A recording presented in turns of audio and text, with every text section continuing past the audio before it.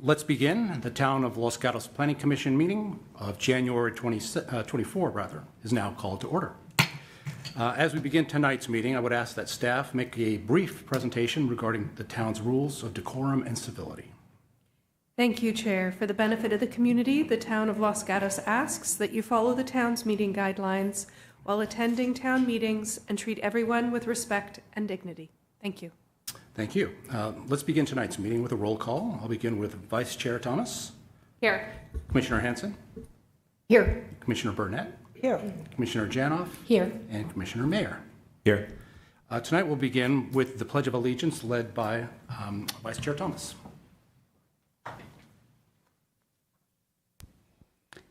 I pledge allegiance to the flag of the United States of America and to the republic for which it stands, one nation, under God, indivisible, with liberty and justice for all.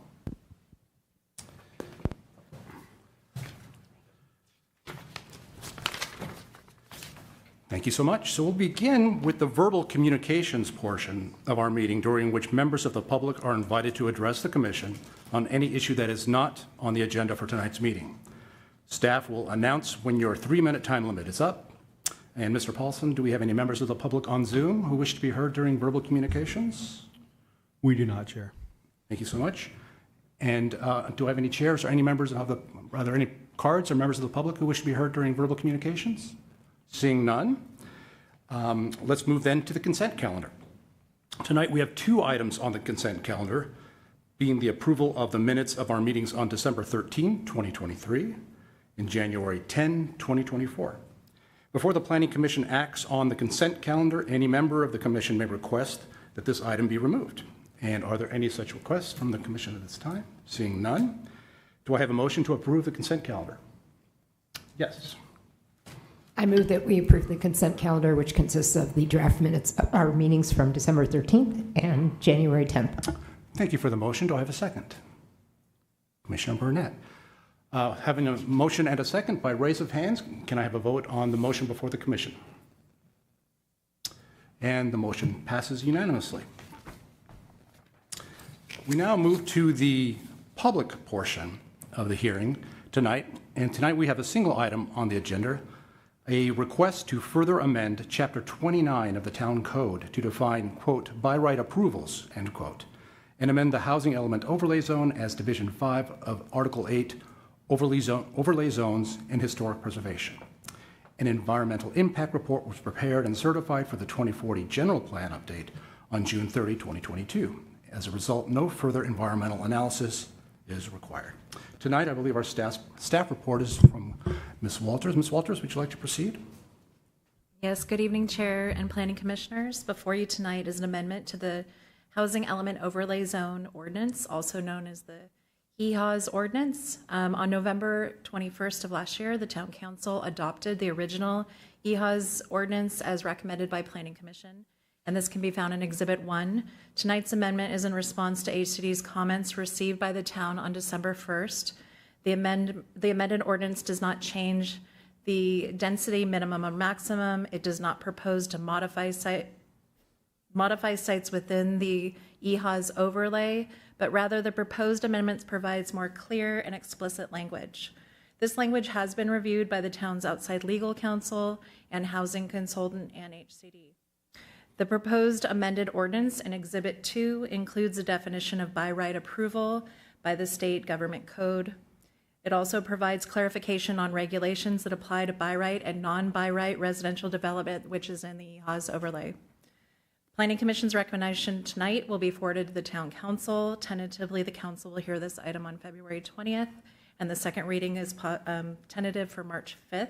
This concludes staff's presentation. Staff is available for questions. Thank you very much, Ms. Walters. Commissioners, any questions for staff on this item? Yes, Commissioner Hanson. Since we have gone through plenty of reviews with HCD, you did mention that this proposed change in language has been reviewed by outside legal, our consultants, and HCD. So you know where my next question, what my question is going to be is, we shouldn't have any issue with getting this through HCD this time. They did flag that we had not met the requirements for the rezoning, and so this will take us there, and we don't have anything left. That would be our hope per their review and our guidance from outside counsel. But they actually reviewed this section of what changes, and they said it looks okay. They have, yes, they did. This is Gabrielle Whelan, town attorney. They reviewed the ordinance over the past several weeks. They did have some questions for staff on Monday, and we responded to those questions. And I believe it meets the requirements. Okay, thank you. Thank you. Any other questions from commissioners? Yes, Commissioner Janoff. Thank you. Since you met with HCD on Monday or had feedback on Monday, did that, and we received our packages on Friday, did the feedback from HCD offer any substantial changes to what you had offered? Or to what we've seen? No, they had questions about, they wanted to see explicitly where it stated that any residential development must comply with the minimum densities that are set forth in the ordinance. And so we provided that. And I can't remember their other questions. They had like 2 other questions. It was mostly, they wanted to know where specifically in the ordinance requirements were located. And I can jump in through the chair to provide additional clarification. We shared this draft of the ordinance with HCD, with our reviewer, on Friday at the same time that we provided you with the staff report. And so we heard from them on Monday with a few clarifying questions. It seemed clear that they were just confirming that certain things were in there. So for example, the fact that you can't use the underlying zone, which might have a lower density, but that you would need to meet the minimum density in the housing element overlay zone. And so it was just confirming that those were located within, and we received acknowledgement of our responses. Thank you so much. Any further questions, commissioners? I have just one, and just correct me if I'm wrong. This appears to me to be a largely technical correction for some language to be included. Is it correct that this does not impact our RENA allocation numbers? That's correct. That does not change. I appreciate the confirmation. Thank you. Commissioners, anything else? Okay, let's then go to members of our public for their comments. I have 2 cards tonight. Lee Quintana, if you would like to approach. Or in any order you prefer.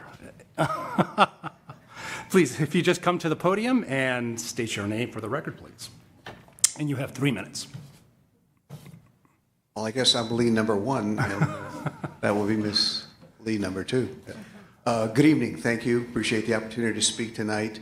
And in Lee Fago, a resident of Los Gatos, I'm not representing any group. I'm speaking as an individual long-term resident of the town. And I appreciate the clarification tonight from the feedback that occurred Monday that was discussed as well earlier this week with the council. And my concern is that we must preserve the historic parts of our town because that is the history of this town. That is the legacy. And that is what our next generations want to be able to relate to. That link is critical. So if there is a way to go forward and continue to preserve and still meet the RENA allocation requirement numbers of sites, please find a way to do that. The other question I had was going to be, did you consider input from HCD from this week? But I just heard you do that. So again, thanks for all the work that you've been doing. It's been a lot of effort, a lot of work, and it is appreciated by the citizens. And you are representing us, the citizens in town, going forward and preserving our character of our town. The heritage that we inherited needs to be passed on. So please do what you can to preserve the historic district in those sites with the design elements, the height, densities that are appropriate. Seeing Victorian homes with, 5-story monoliths next to them, as we've seen in some other municipalities, is not Los Gatos.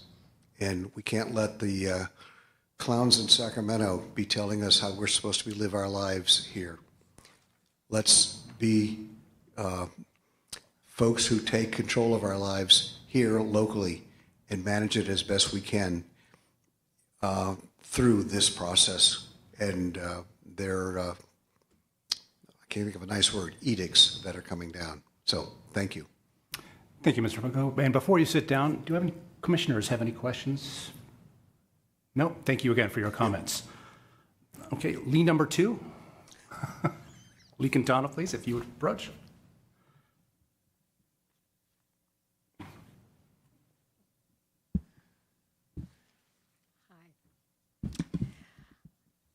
Actually, I'm Lee number 1 because I am both older than he is and a female, and therefore I'm number 1.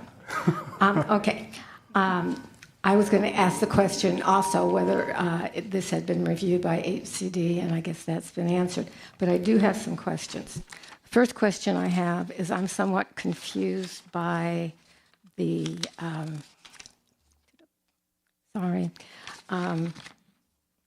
the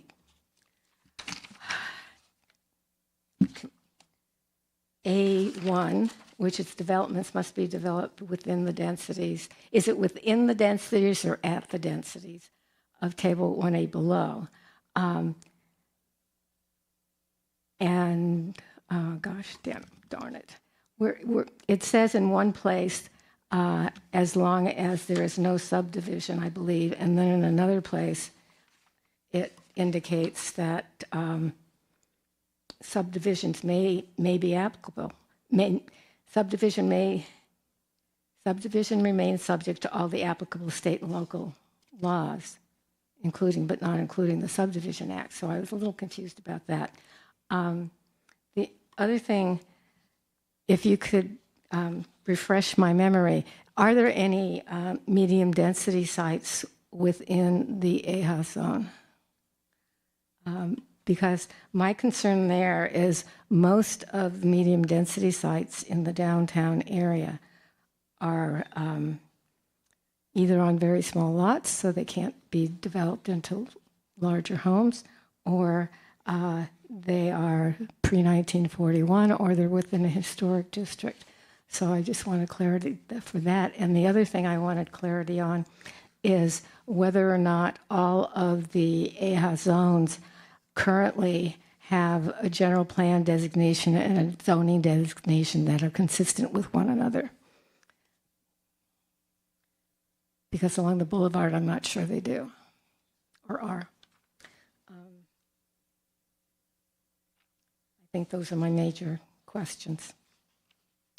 Thank you, Ms. Quintana. Before you sit down, if any commissioners have questions for Ms. Quintana? Seeing none, thank you again for your comments. I think that's all the public comments we have here in the chambers. Mr. Paulson, anybody on Zoom requesting to speak on this matter? No, there are no speakers on Zoom. Thank you. I'll then close the public portion of this matter, and I'll open up the commission to questions, discussion, questions of staff, anything further. Let me start, Commissioner Burnett. Yes, thank you, and thank you to the two Lees for your questions.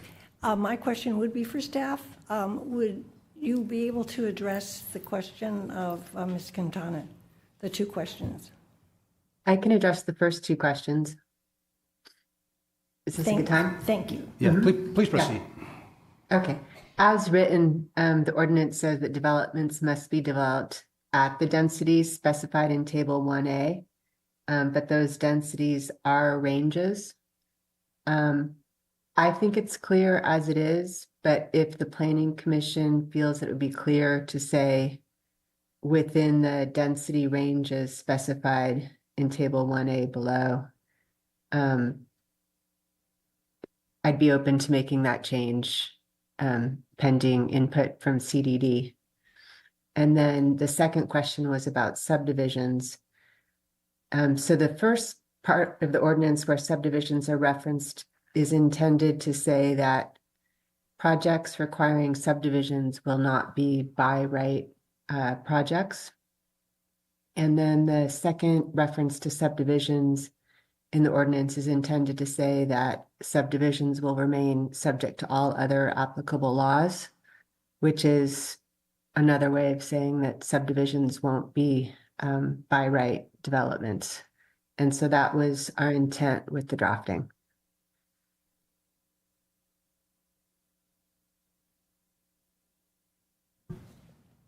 Commissioner Burnett, does that answer your question? Yes, thank you. Thank you. Commissioner Janoff, did I see your hand raised earlier? No. Okay, I'm sorry. Vice Chair Thomas? No? Oh, sorry, one more time. Commissioner Hanson. I thought it would just be worth asking the question, since we had a lot of builder's remedy applications about the timing of this. When this actually takes effect, we do have some sites that are contained within the site inventory where we've already had a proposal from someone to develop them. And so I'm pretty sure that this won't apply to them because of the timing of their application, but I thought it was worth asking that question. And then I have a follow-up question. Thank you for that question. Yes, for those that have already been deemed, had their preliminary application deemed submitted, those vest the regulations at that time. And so any that were deemed submitted prior to December 21st of 2023, but had then the overlay zone applied, would be developed under the previous zoning. If, though, through the development process or decisions by the applicant, that vesting is lapsed, so they don't meet the state regulations, or they choose to change the project by more than 20% for floor area or number of units, then they would need to restart and it would be newly vested, and so therefore they would then be subject to the housing element overlay zone regulations. And this really is being more explicit about what we already were referencing and had in place with the housing element overlay zone. So it's stronger, more defensible, and follows the direction from the state, but does not substantially change anything because the numbers in the table are still the same. Related to, thank you, that was very helpful. Related to that, would it also not be true that since they filed it and if they are vesting with the rights of the zoning that was at the time, that they are not eligible for by right? Unless they came in under some other provision like it was provided for in SB 330 or.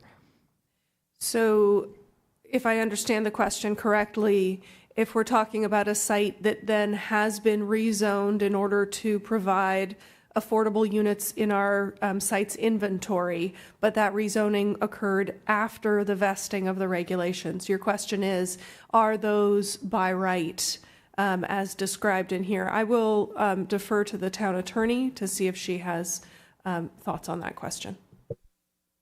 You know, I probably don't have an answer for the Planning Commission tonight. What I can do is follow up with a memo.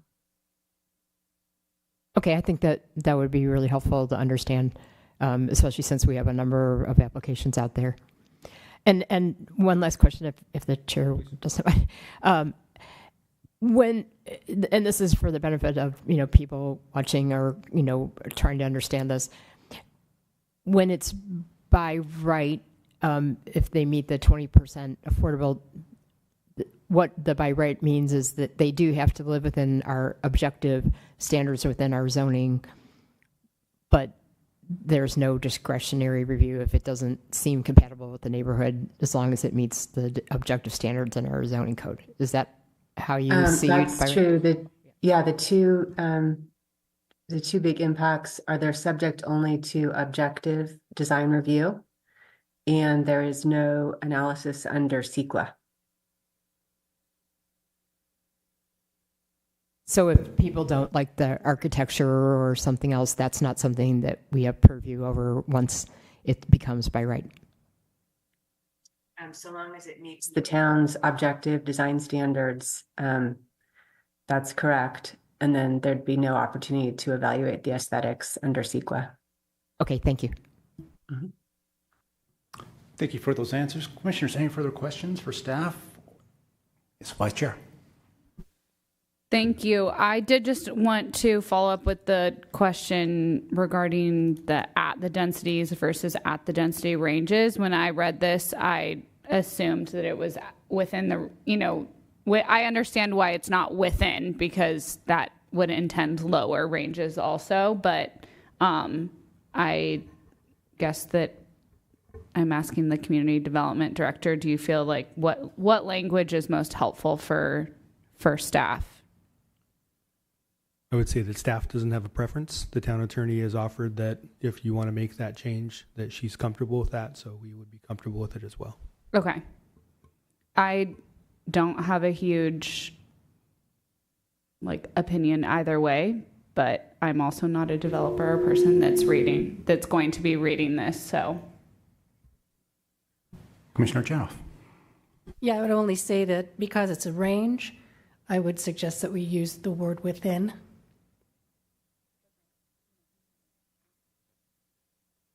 Okay, very good. Commissioners, any further questions, comments? If not, willing to entertain a motion at this time?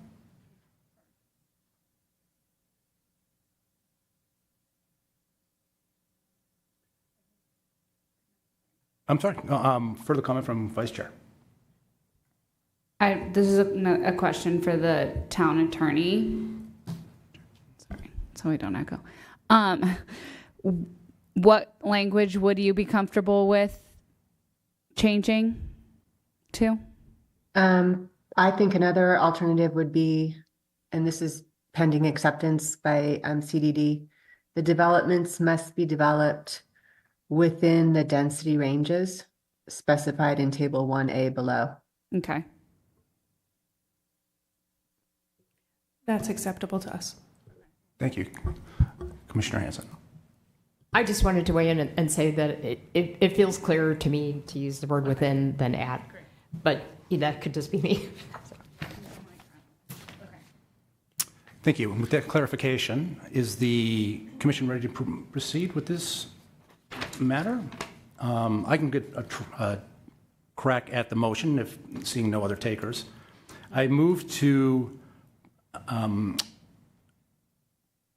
recommend to Town Council to further amend Chapter 29 of the Town Code to define by right approvals and amend the housing element overlay zone as Division 5 of Article 8, overlay zones and historic preservations, containing the language as provided in the staff report provided to Commission with the singular change suggested by Town Council, substituting the within language as opposed to the at language, making all necessary findings. Commissioner Hanson. I second the motion. Thank you.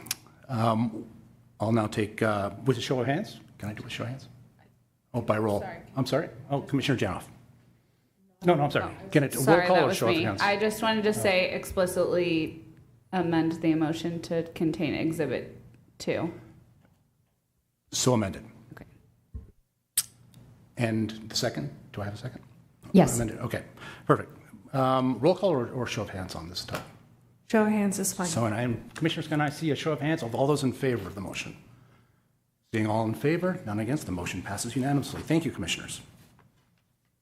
Okay, that takes care of the public portion of our calendar tonight. We now move to the report from the Community Development Department. Ms. Armour, do we have a report? Yes, thank you. Just a few updates on the work that's been done since your last meeting 2 weeks ago.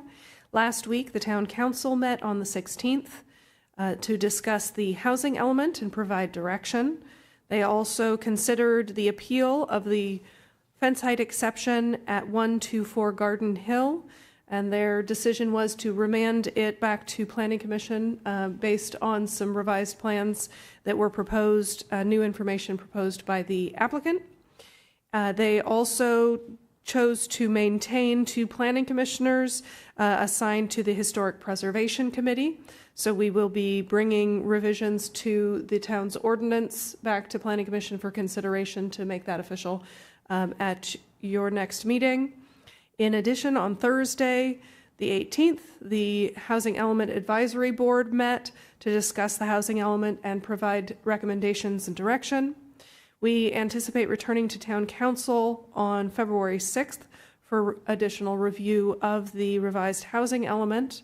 And the final update is that the approval of the new house at 212 Thurston that was approved at your last meeting has been appealed and will be considered by Town Council in the next month and a half. Thank you so much for that report. We'll now move to subcommittee reports. In addition to their service on a commission, each commissioner serves on a subcommittee. And if we have any reports tonight on those, I know the Historic Preservation Committee has not met, as you indicated. There are revisions being made to those guidelines to allow commissioners to serve on that. And the CDAC has not met this year. So has the General Plan Commission or Committee met? Yes, Commissioner Hanson.